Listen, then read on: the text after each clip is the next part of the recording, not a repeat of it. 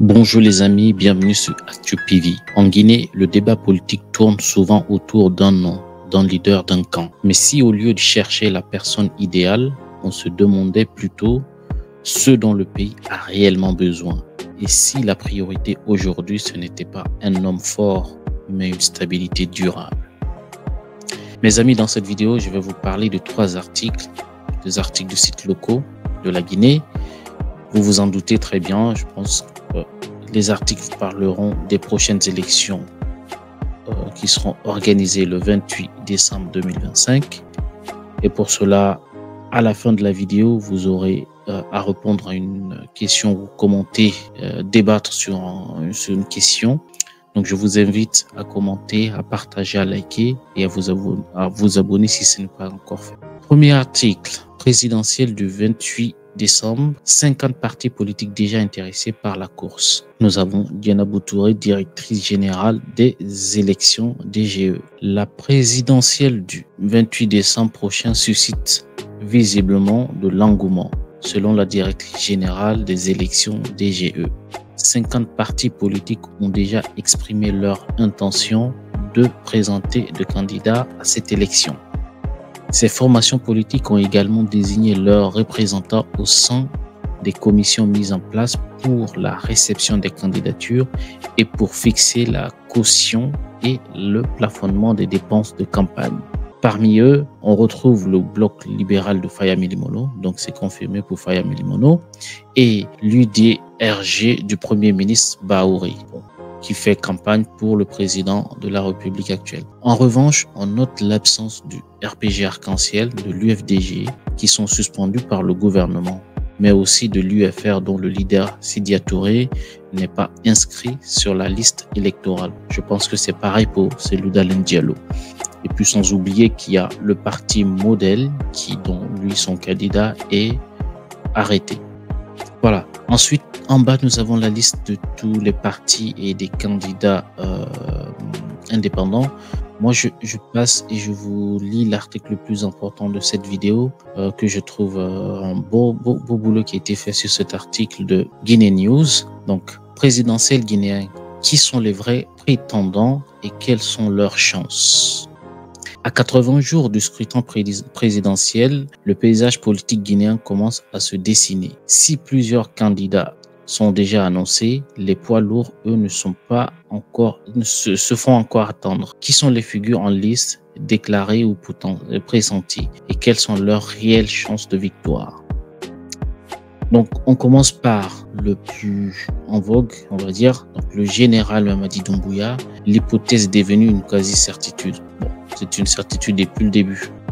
Bien que la charte de la transition lui interdisait toute candidature et rajoutait bien sûr qu'il avait lui-même promis de ne pas se présenter, la nouvelle constitution promulguée le 26 septembre dernier a levé cette restriction. Depuis, tout indique que le président Mamadi Doumbouya se prépare à briguer un mandat civil. Même s'il n'a pas encore officialisé sa candidature, tous les signaux convergent vers une entrée en lice. Mobilisation de la base, intensification des tournées présidentielles, communication gouvernementale valorisant le bilan et rumeurs persistantes au sein du MND, Mouvement National pour le Développement. En cas de candidature, ses chances de victoire au premier tour sont élevées pour plusieurs raisons.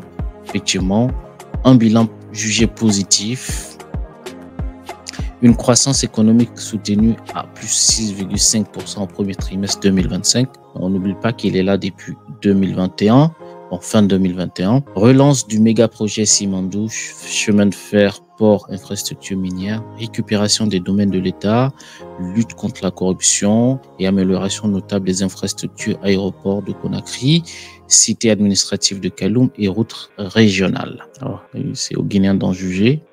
Des réformes sociales tangibles, une administration aguerrie, la machine électorale de l'État déjà bien rodée lors du référendum constitutionnel pourra encore jouer en sa faveur, ça c'est vrai.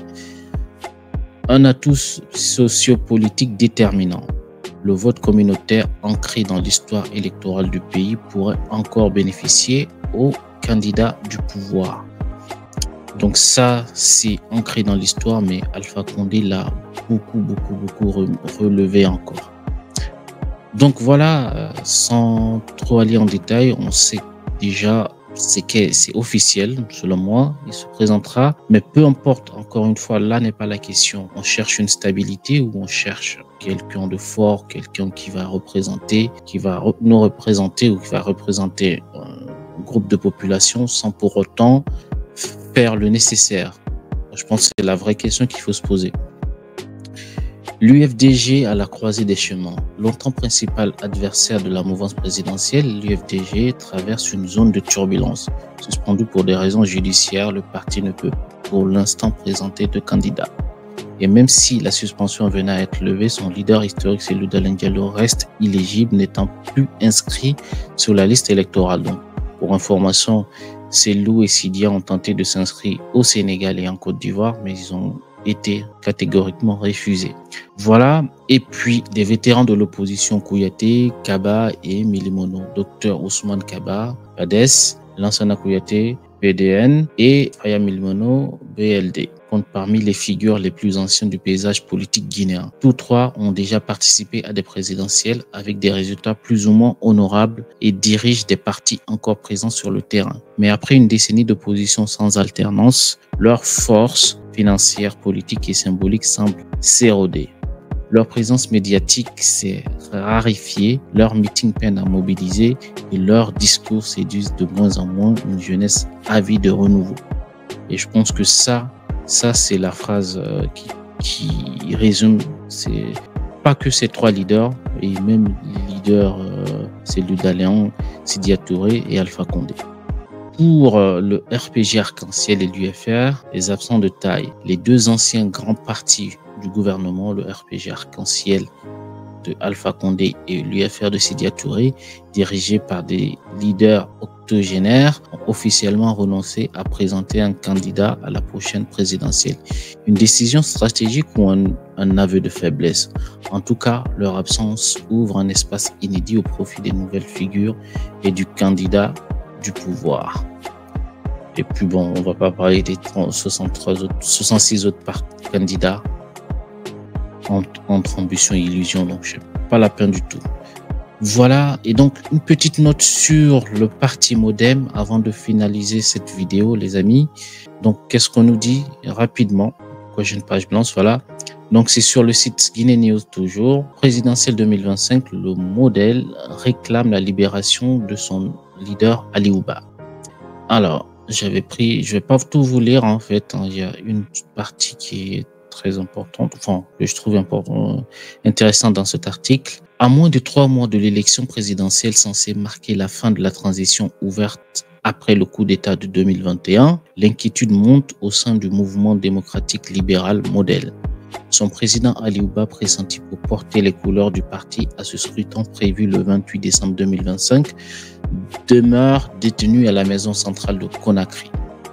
Le leader du Modèle a été condamné à 2 ans de prison pour offense au chef de l'État, une décision confirmée en appel.